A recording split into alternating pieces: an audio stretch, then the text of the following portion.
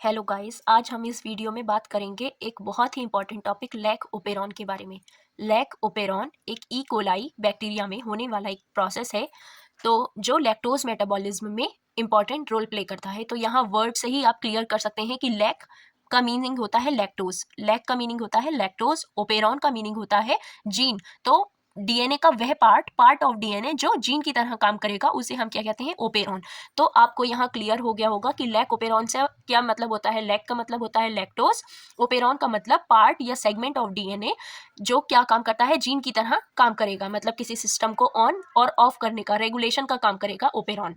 तो यहाँ पे लैक ओपेरॉन जो है, इस मॉडल को जैकब और मोनाद ने दिया था। जैकब और मोनाद ने ही ओपेरॉन का मीनिंग भी बताया कि ओपेरॉन जो है एक डीएनए का पार्ट है जो जीन की तरह काम करेगा।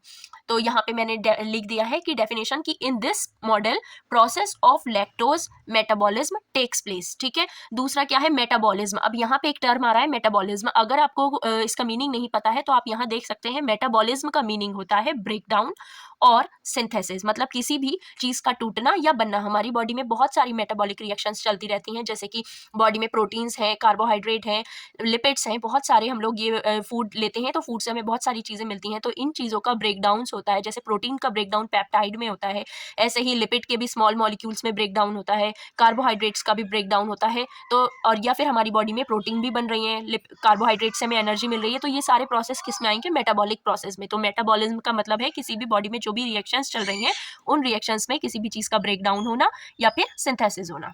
अब लास्ट है, अब इसमें आपको ये ध्यान रखना है कि जो लैक ओपेरॉन हम पढ़ रहे हैं इसमें हम क्या पढ़ेंगे, लैक्टोज का ब्रेकडाउन। बैक्टीरिया किस तरीके से अपनी बॉडी में लैक्टोज को रेगुलेट करेगा कि कब उसे लैक्टोज की रिक्वायरमेंट है, कब उसको लैक्टोज की रिक्वायरमेंट नहीं है। उसके अकॉर्डिंग वो इस सिस्टम ओपेरॉन को, मतलब ये जो जीन का सेगमेंट है, इसको ओपन करेगा, रेगुलेट करेगा, या ऑन करेगा या ऑफ करेगा। तो ये जो है किस पे बेस्ड है, 4 जीन्स हैं जो मेन इंपॉर्टेंट रोल प्ले कर रहे हैं। 4 genes play an important role in this system. First है स्ट्रक्चरल जीन, जो अभी हम आगे डिस्कस करेंगे। दूसरा है ऑपरेटर जीन, थर्ड है प्रमोटर जीन, यहाँ पे ये प्रमोटर जीन है थर्ड, और फोर्थ है यहाँ पे रेगुलेटर जीन। तो आपको ध्यान रखना है कि कौन कौन से हमें इस लैक ओपेरॉन में टोटल कितने जीन्स का ध्यान रखना है, टोटल 4 जीन्स। कौन कौन से, first is structural gene, second is operator gene, third is promoter gene, ये promoter gene, and last is regulatory gene. तो ये 4 जीन्स बहुत ही इंपॉर्टेंट रोल प्ले कर रहे हैं लैक ओपेरॉन में। यहाँ मैंने ये स्ट्रक्चरल जीन्स जो हमने अभी मेंशन किए, बहुत सारे लैक ओपेरॉन में टोटल 4 जीन्स पाए जाते हैं, अभी हमने बोला। तो वो 4 जीन, पहला तो स्ट्रक्चरल जीन है, दूसरा ऑपरेटर है, तीसरा promoter, and fourth is regulator. अब इन चारों जीन जो हमें लैक ओपेरॉन में देखने को मिलते हैं, उन 4 जीन्स के हम फंक्शंस की बात करें तो ये जो स्ट्रक्चरल जीन है इसका मेन काम क्या है, मेक mRNA और प्रोटीन। ये क्या काम करता है, प्रोटीन और आरएनए बनाता है। ठीक है, ई कोलाई में हमें स्ट्रक्चरल जीन के भी 3 टाइप्स मिलते हैं। वैसे तो टोटल हमें जीन लैक ओपेरॉन में जो इकोलाई हमारा है, इकोलाई बैक्टीरिया, उसके अंदर टोटल हमें 4 जीन्स मिल रहे हैं। ये 4 देख रहे हैं आप, स्ट्रक्चरल, ऑपरेटर, प्रमोटर, रेगुलेटर। लेकिन अब इसमें हम स्पेसिफाई करें सिर्फ स्ट्रक्चरल जीन के बारे में अगर हम बात करें तो स्ट्रक्चरल जीन में भी टोटल 3 जीन है, gene Z, gene Y, gene A. Main काम हमने बताया इनका, स्ट्रक्चरल जीन का मेन काम है आरएनए और प्रोटीन का फॉर्मेशन। ई कोलाई में 3 टाइप्स के स्ट्रक्चरल जीन देखने को मिलते हैं, जीन जेड, जीन वाई और जीन ए। जीन जेड जो है ये एक एंजाइम बनाता है, बीटा गैलेक्टोसाइडेज। ये एंजाइम लैक्टोज का ब्रेकडाउन ग्लूकोज और लैक्टोज में करता है। दूसरा है ये परमिएज एंजाइम जो जीन वाई बनाता है, जीन वाई बनाता है ये परमिएज एंजाइम। परमिएज एंजाइम लैक्टोज या ग्लूकोज के एब्जॉर्प्शन के लिए परमिएबिलिटी प्रोवाइड करता है। जबकि जीन ए है ये ट्रांस एसिटाइलेज एंजाइम बनाता है जो एसिटाइलेशन के प्रोसेस में इंपॉर्टेंट रोल प्ले करेगा। तो हमने फर्स्ट जीन पढ़ लिया है स्ट्रक्चरल जीन। सेकंड जीन है ऑपरेटर जीन। तो ऑपरेटर जीन जो है ये स्ट्रक्चरल जीन के बिल्कुल पास में होता है, present near the structural gene.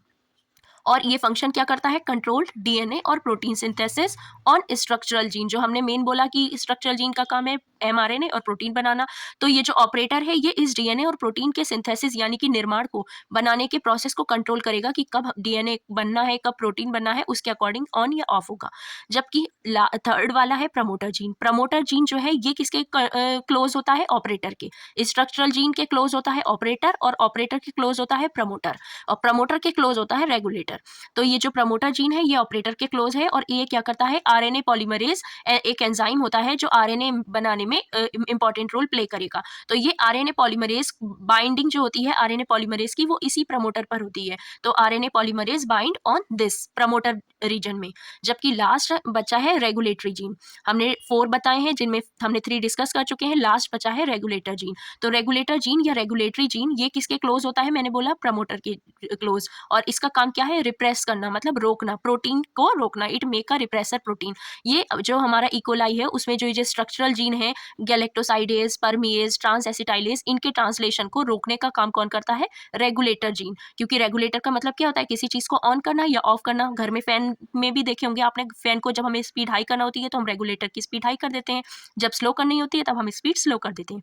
तो रेगुलेटर जीन का काम भी यही होता है कि जब लैक्टोज की रिक्वायरमेंट होती है तब ये लैक्टोज की सिंथेसिस करवाता है, और जब लैक्टोज की रिक्वायरमेंट नहीं होती तो उसे रोकता है। तो ये जो रिप्रेसर प्रोटीन है, रिप्रेसर प्रोटीन रोकने का काम करेंगी। ये किस पे बाइंड कर जाएंगी? ऑपरेटर रीजन में। और जिससे क्या होगा? आगे जो है ऑपरेटर पे रास्ता बिल्कुल बंद हो जाएगा। जैसे गेट बंद हो जाता है तो एंट्री नहीं होती, तो इसी तरीके से यहाँ पे ऑपरेटर पे रिप्रेसर रेगुलेटर जीन एक रिप्रेसर प्रोटीन बनाता है। ये रिप्रेसर प्रोटीन जाके ये ऑपरेटर वाला रीजन, यहाँ सेकंड पॉइंट जो है, ऑपरेटर रीजन पे बाइंड करेगा, जिससे आगे ये जो स्ट्रक्चरल जीन है इनकी सिंथेसिस नहीं होगी, क्योंकि स्ट्रक्चरल जीन के क्लोज ही ऑपरेटर होता है। जब ऑपरेटर का रास्ता ही बंद है तो स्ट्रक्चरल जीन की सिंथेसिस का कोई सवाल ही नहीं उठता। अभी हमने देखा था कि 4 जीन्स थे, है ना, स्ट्रक्चरल जीन, प्रमोटर, रेगुलेटर, है ना, 4 जीन्स थे टोटल जिनके बारे में हमने पढ़ा था। तो उन्हीं में ही आपको याद होगा कि हमने रेगुलेटर जीन के बारे में बताया था कि रेगुलेटर जीन क्या बनाते हैं? Repressor protein. रिप्रेस का मतलब होता है किसी चीज को रोकना। तो रेगुलेटर जीन ऐसी प्रोटीन बनाते हैं जो क्या करता है? ट्रांसक्रिप्शन को रोकता है। किसके? स्ट्रक्चरल जीन के। तो regulator gene make repressor protein to stop transcription of structural gene. Regulator gene ऐसी प्रोटीन, रिप्रेसर प्रोटीन, रोकने वाली प्रोटीन बनाती हैं जो क्या करती हैं? स्ट्रक्चरल जीन के ट्रांसक्रिप्शन को रोकती हैं। यहाँ मैंने ट्रांसक्रिप्शन का मतलब भी आपको लिखा है। ट्रांसक्रिप्शन का मीनिंग होता है conversion of DNA into RNA. जब डीएनए से आरएनए का निर्माण होता है, डीएनए से जब क्या बनता है? आरएनए। डीएनए आपको पता होगा डबल स्ट्रैंडेड स्ट्रक्चर है और जेनेटिक मटेरियल है। तो इस जेनेटिक मटेरियल से जब आरएनए बनता है, आरएनए सिंगल स्ट्रैंडेड होता है जिसमें कोडिंग सीक्वेंस होती है। किसके कोडिंग सीक्वेंस? प्रोटीन आगे बनेगी उससे, और वो प्रोसेस ट्रांसलेशन कहलाता है। तो ट्रांसक्रिप्शन का आपको बस इतना ही अभी ध्यान रखना है कि डीएनए से आरएनए का बनना, ट्रांसक्रिप्शन। तो जो ये प्रोटीन, ये क्या है? जीन। जीन मतलब डीएनए। तो रेगुलेटर जीन क्या बनाएंगे? डीएनए से प्रोटीन बनाएंगे।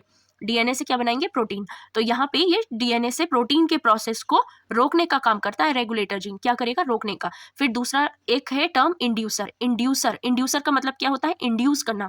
कोई चीज, रिप्रेसर मतलब रोकेगा, इंड्यूसर मतलब उस काम को आगे स्पीड अप करेगा, बढ़ाएगा, उस काम को जल्दी करवाएगा। तो एक्ट एज अ इंड्यूसर। तो ये क्या करेगा? ये जो रिप्रेसर प्रोटीन है जो काम को बिगाड़ रही है, रोकने का काम कर रही है, इस इंड्यूसर प्रोटीन से जाकर बाइंड, रिप्रेसर प्रोटीन से जाकर इंड्यूसर बाइंड कर जाएगा। Bind with repressor protein to make repressor inactive. अब ये रिप्रेसर का काम क्या था? ये ऑपरेटर पे जाकर बाइंड कर रही थी और किसका कन्वर्जन को रोक रही थी?